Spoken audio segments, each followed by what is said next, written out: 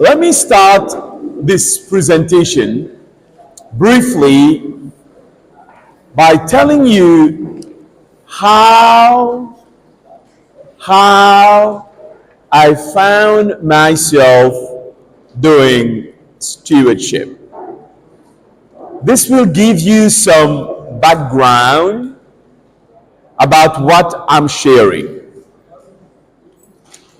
I started the ministry quite young. I was 22 years old, 1995, in my small island in Mauritius. In those days, we were part of the Africa-Indian Ocean Division, and our division was the same as yours in Abidjan, Côte d'Ivoire. Very quickly, I started working in the youth ministries. I served as the youth director for my conference and then as the youth director for my union. And then I started doing a church administration. I was the secretary, the president of my conference. And in 2010, this is where the stewardship will come in the picture. 2010, I started serving as the union president of my home union. This union is based in Madagascar, and it was a fast-growing union when it comes to membership growth. It was growing very well. But this union had a major challenge: finances. Unfortunately, it happens in many places like that. You are growing fast when it comes to numbers, growth, but the finances are not following properly. Finances are not following properly. 2010, the people at the session, they agreed that we need to revitalize our stewardship ministries. They tried to find a stewardship director, but they could not, because stewardship was not something very popular in my home union. What do I do as the union president? I was seeing the challenge also. We were doing nicely in evangelism, but our finances were not good. As a result of that, I decided to do something that is not too common. I decided to cumulate being the union president and to start as the stewardship director of my home union. I guess this is one of the wisest decisions that the Lord has guided me to make. I was the stewardship director of my union for almost 3.5 years. And by God's grace, things changed and changed rapidly, to the point that in 2014, my home union qualified to become a union of conference. And from that time, when we started in 2010, there was one conferences and two other free conferences and free missions. Today, in this union, there are 9 conferences. And I know it is stewardship. I left some good people, kept doing the work, improving what we started. But stewardship has made a difference. But there is something else I have learned during this time. Because I was trying to do my work as a union president and combining it with my work as a stewardship director. And I learned something very crucial. And this is what I will teach you today and the following days. And this is what it is. Faithfulness does not happen in a vacuum. Faithfulness does not happen in a vacuum. Church leadership can create the conditions conducive to faithfulness. That was my message during the time I was cumulating presidency and stewardship director. I was convincing the offices of the church, in the missions, in the conferences. I was convincing the pastors, guys, you want your members to be faithful. It won't happen by itself. You need to create the conditions for this to happen. When the right conditions are present in the local church, the fruit of faithfulness will appear and grow by itself. But we have a responsibility not to make people faithful. We can't do that, because faithfulness is a fruit of the Spirit. But what we can do is partner with God to create the conditions for members to be faithful. I'm so interested by this idea of creating the right conditions, the right leadership condition, that I decided to study that for my PhD. What are the conditions that local church pastors should create for members to partner and to be faithful? And by God's grace, we came up with a model. And this is exactly what I will share with you today and the following days. What are the conditions when they are present in the local church that naturally members grow in faithfulness and members grow in partnership with God? The first thing that we will look today is leaders' convictions underlying the culture of partnership and faithfulness. Everything is about what you believe as a leader. I will repeat that. Everything is about what you believe as a leader. The way you believe will influence your actions, and the way you believe will influence your members, how they will believe. Let me share this with you. What if? Let's do some dreaming together. What if more people were returning tithe? What if more people were giving offerings? What if more people in your church were making donations? This school that we have dreamed, this dispensary, this hospital, these actions in the community, will they be possible for us to accomplish?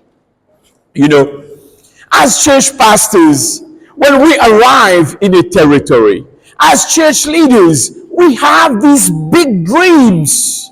We are here, the small dot, and the dream is like the big dot. And we start working towards this dream.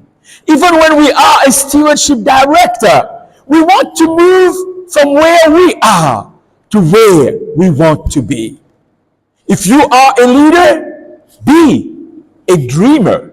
If you are a leader, have a vision of what is big. But there is something terrible. And this is very dramatic. Something terrible. We do not always move from the small to the big. Sometimes we move from the big to the small. What do I mean by that? At first, you dream big of what you would like to accomplish. But after some time, you realize, I don't have the means. I don't have the resources. I don't have what it takes.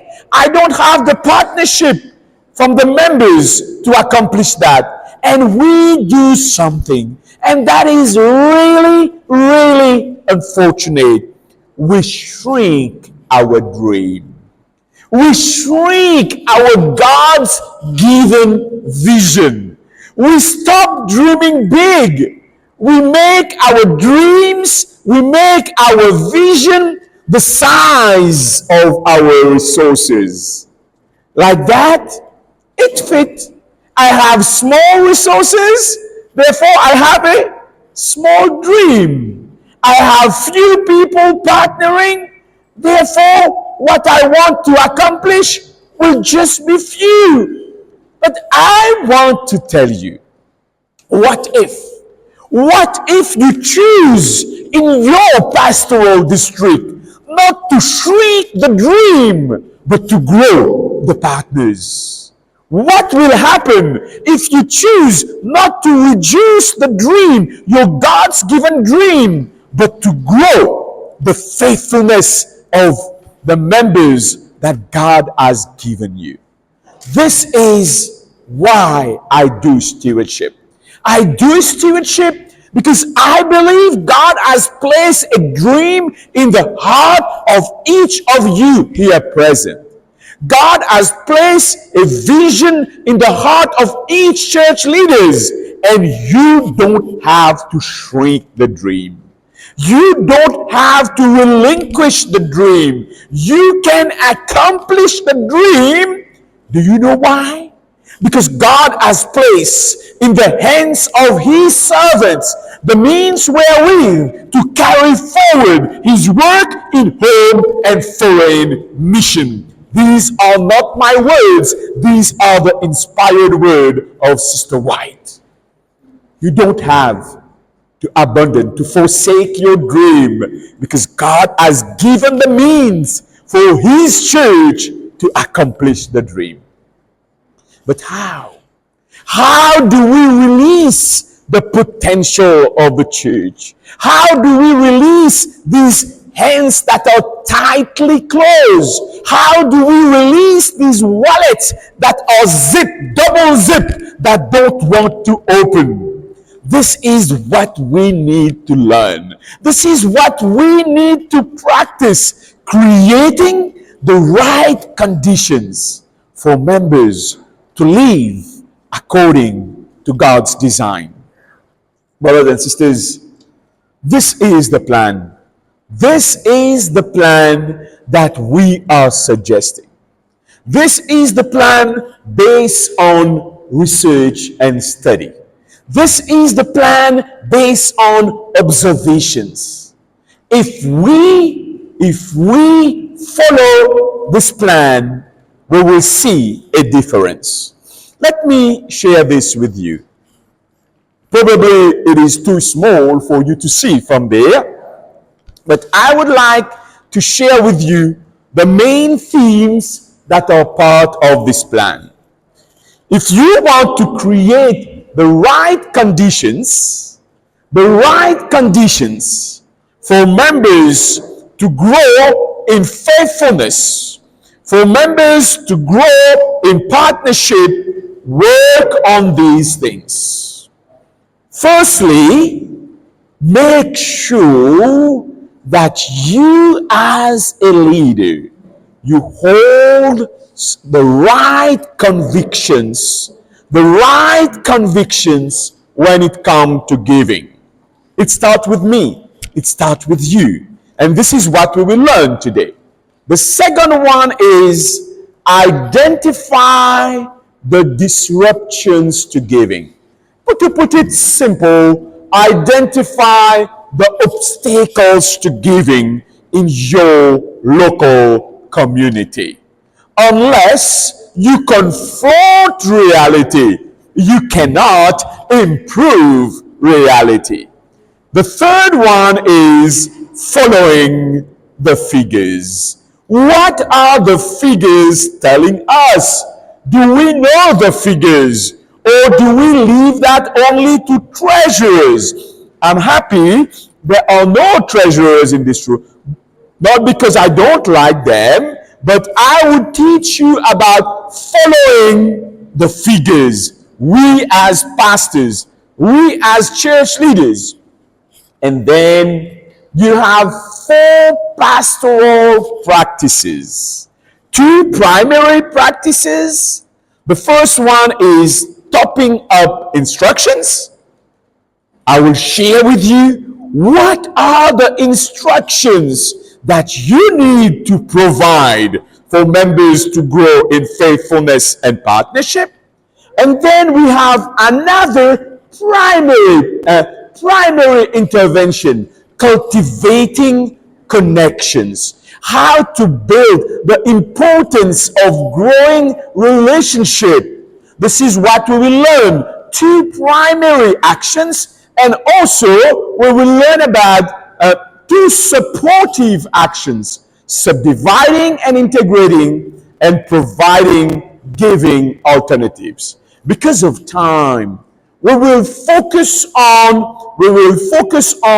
topping up instructions and cultivating connections during the time we will spend together tomorrow and the following days. And when this model is put in place, you see a difference in the giving practices of your members. I would like now to go to the first presentation. This has been a long introduction, but this is important for you to know where we are going. Leaders' convictions. If you look at your handout, yes, if you look at your handout, there is something on leaders' convictions.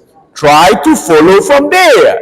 And there will be some blanks that you will be able to fill when you follow from there. And this is where we are in this presentation. You can see where I have circled the model, holding convictions. What am I talking about? This presentation help church leaders, you, to uncover how the beliefs held by local church leadership about congregational giving impact the influence they have on church members. And we will talk about 4 key convictions. I want you to follow that and to pray while you follow me. Asking God to show you if these convictions are present in you, or if you have to grow in these convictions. Because these convictions is what will make a difference. To talk about convictions of leaders, let me share this with you. Each organization has what we call an organizational culture. What is an organizational culture? Your church has got an organizational culture. It means how we do things in this church. We are all leaders in Adventist churches, but you will be surprised that in our practices, we often differ. We regularly differ. When you are transferred from one church to another, you are still an Adventist pastor, The church is still reading SDA Church, but when you are there, when you sit in their church board, when you see how people respond and react, you say, hey, am I really in an Adventist church here? Why? You see these differences. These differences are simply manifestations of the church culture. And there is something very interesting. There are church cultures who are more generous and other church cultures who are less generous. There may be churches in the same city, in the same district, in one church. Very easily people will give, people will support without you having to say much. But you just cross one street or two streets, oh, you have to sweat for people to give something really small. Church culture. But the thing is, church culture, they grow over time. And the factors that grow a church culture is the convictions and beliefs of the leaders of the church. If you see a church behaving a certain way, if you go back in the history of this church, you will see that they were led by leaders who had these convictions. This is telling me two things. It is not easy to change a church culture, but at the same time, it is telling me something else. As a leader, my convictions, my beliefs, they would transpire on the church future culture, and sometimes even on the present culture of the church. Let me read some few things, not so important, but I will just skip this one and read this one. Leadership, hey, listen to that, because there are two missing words there for you. Leadership plays a significant role in shaping, maintaining, and in the transmission of the organizational culture. Your role is important, because even after you have left this church, you would leave your imprint on the organizational culture of this church. Or if you are a director, even after you are out of office, you will leave an imprint on the culture. You know, when we talk about culture, this is a pyramid that explains the idea of culture. At the tip of the pyramid, you have the artifacts. This is what you see, how people behave. This is how people make decisions. This is the visible part of the culture. But this visible part of the culture is sustained by an invisible part. And this is the beliefs, the values, and the assumptions. And this is what I would like you to work upon. If you want your members to behave a certain way, work on the beliefs, assumptions, and values that you have as a leader. This is very important. You cannot change practices without changing beliefs and convictions. You know, sometimes we bring in someone to teach about stewardship. This is good. The person come to your church, he preach, and after that, you see an uptick in giving. You praise God. But you know what will happen? Very rapidly, it goes back to where it was. Why? Because this person, he could not change the culture of the church. He has only touched people on the emotional level.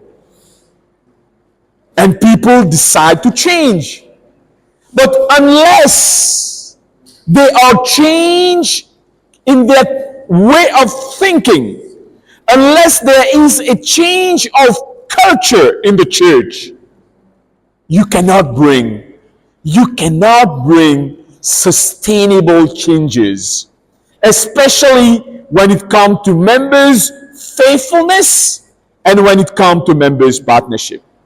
I will tell you one thing. You can bring the best stewardship director to your church, the best speaker to your church. He can't change your church. The best person that can help a church to grow in faithfulness and partnership is you. Is you. And I want you to believe in that. Because you as a leader, through the influence of the Holy Spirit, you are the one who can help change the culture of the church. Because culture does not change overnight. It takes time to change. And the visiting speaker, the visiting pastor, he will be here one day, 1 week probably, and he's gone. You alone can do that. This is a high responsibility. It is a great privilege that you have because you can influence the culture of your church. Organizational culture is an inside-out phenomenon. It starts inside you as a leader, and it goes out into the church community. The deep, invisible component, what is inside me, influence the more obvious that we see. Let me proceed. We are talking today about the beliefs held by local leadership about congregational giving. What you believe about giving will shape the culture of your church. And may I ask you the question, what do you believe about giving to the church? What are your convictions? And let me say it this way, even by not opening your mouth, your member, after some time, after observing you, they will guess what are your beliefs. They will guess what are your convictions about giving and many other things. Sometimes we think that church members are not smart, but we are wrong. They don't say things not to offend us. They don't say things because they respect us. But deep inside their mind, very rapidly, they will make an idea about who you are and who I am. Let me talk about these 4 convictions. These 4 convictions are the following. The first conviction is leadership plays a significant role in influencing giving. Do you believe that? Do you believe that leadership plays a significant role in influencing giving? Remember what I said. Remember what I learned in 2010. Faithfulness and partnership, they do not happen in a vacuum. Leadership creates the conditions for these to happen. There is a second conviction. I will come back on each one, but now I'm just mentioning them. The second conviction is giving is useful for the church. Do you believe that in God's plan, that in God's design, giving is useful for the church. In other words, in God's design, giving is essential for the church. This is the second conviction. The third conviction is the following: giving, listen well, giving is an adequate expression of spirituality. I'm sure you remember my first presentation of this morning. Do you believe that to be a spiritual person, to be a spiritual leader, is to be a giver? We cannot claim to be a spiritual person without being a giver. This is the third conviction. When these are present, they will drive us in a certain way that will lead members to give. And there is a fourth conviction: giving is beneficial to the giver. Giving is beneficial to the giver. Let me put it in a more simple way. Givers are rewarded. Givers are rewarded. Church leaders, church pastors, where are you? Where are you when it comes to these four basic convictions? Stewardship leaders, do you hold these convictions? Apostle Paul invite the people in Corinth to do something. Examine yourself. And this is exactly the internal exercise that I want you to do at this time. Examine yourself and see where you are when it comes to these four basic convictions. Let me elaborate further on each of these convictions. Romans chapter 10, verse 17. The text says, consequently, faith comes from hearing the message, and the message is heard through the word about Christ. Very interesting. Apostle Paul is talking about faith. When we invite people to give, it is about faith. If you don't have faith, you can't give 10% of your income, especially when you are struggling to reach the next paycheck. It is faith. It is a faith journey. But for people to embark on this faith journey, Apostle Paul is saying they need to hear the word of Christ. We have a responsibility. Do you consider that this is your responsibility to teach people about the word of Christ concerning giving? Let me read a citation from the Spirit of Prophecy. You can guess already that I like to quote the Spirit of Prophecy because I completely believe that she is God's messenger for this church. The day we depart from that, we are in trouble, in big trouble. Listen to what Sister White wrote. It is part of the minister's work to teach those who accept the truth through his efforts to bring the tithe to the storehouse as an acknowledgement of their dependence upon God.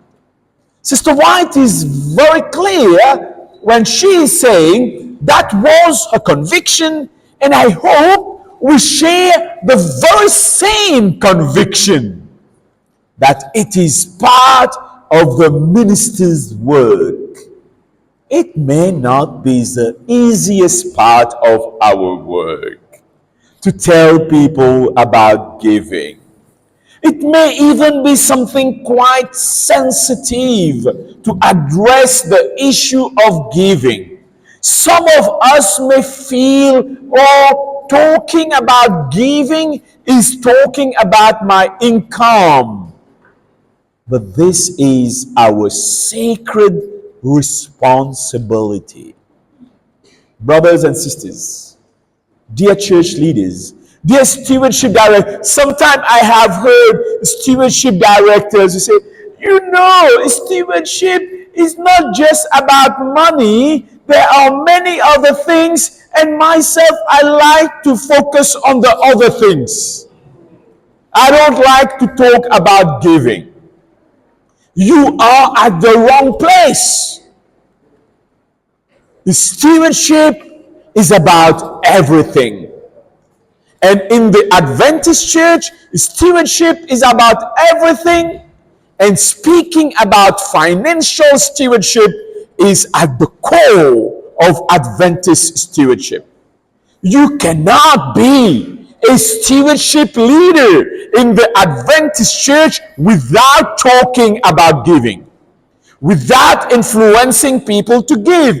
Historically, more than 53 or 54 years ago, this department was established because of financial needs. Because the church found the need to teach people about how to give and support the church. We cannot do Adventist stewardship without talking about giving. You cannot do Adventist stewardship only by talking on stewardship of environment, only by talking about stewardship of health. These are crucial, important, but Adventist stewardship, at its core, there is financial stewardship. Do you have this conviction about teaching stewardship can make a difference? When I read the Bible, there I have some texts that may, if they are not correctly interpreted, this is how I will put it. If they are not correctly interpreted, may lead us to think that we don't have a part to play in helping people to become better stewards. Let me share one of these texts.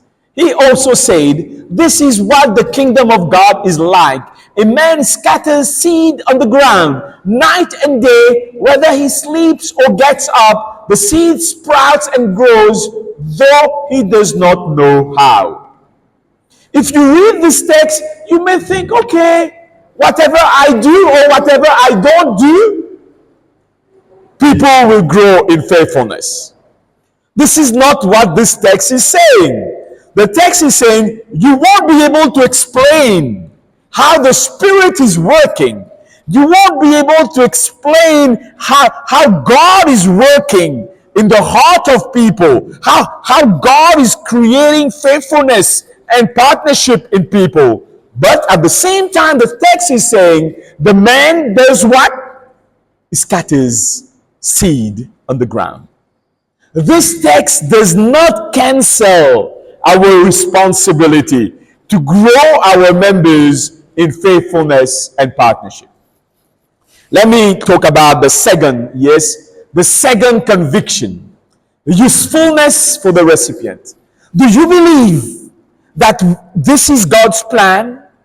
That through giving, the giving of tithe, the giving of offerings, regular offerings, this is God's design for His work to move forward. Listen that. Johanna, the wife of Chusa, the manager of Herod's household, Susanna, and many others, these women were helping to do what? To support them out of their own means. If you read this passage, this is the introduction to the third missionary journey of Jesus in Galilee. Read Luke, read the following verses, the following chapter. You will see that during this time, there was an expansion in mission. And by placing this verse there in chapter 8, verse 3, Luke is saying, Jesus did what he did because of what these women provided. Do you believe that God's work can go forward and faster if members give differently? If members were more faithful, if I was more faithful, if I grow in my way of giving, God's work will move forward and faster. The Lord, I have quoted that already, but here you can see the reference. The Lord has placed in the hand of his servants the means wherewith to carry forward his work in home and foreign mission. This is God's plan. Members' contributions help in doing what? Maintaining the church. Members' contributions help in doing what? Expanding the church.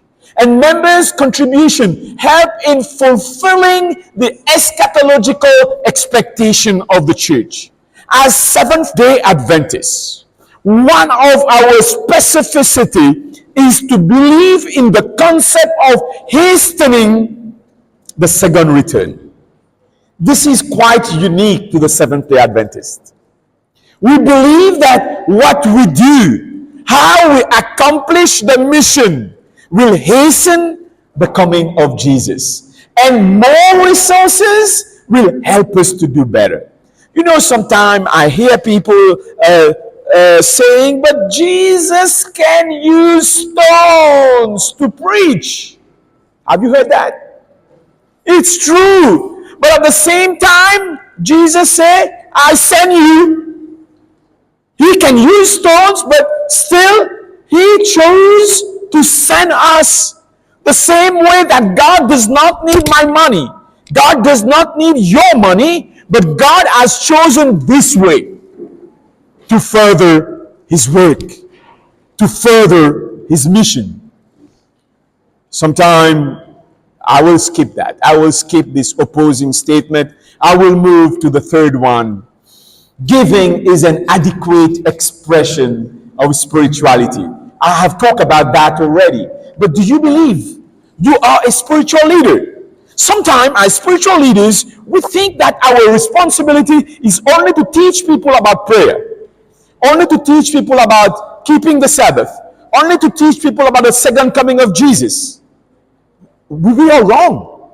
We are completely wrong. As a spiritual leader, and if you are serious in growing spiritual people for God's kingdom, you cannot avoid talking about giving.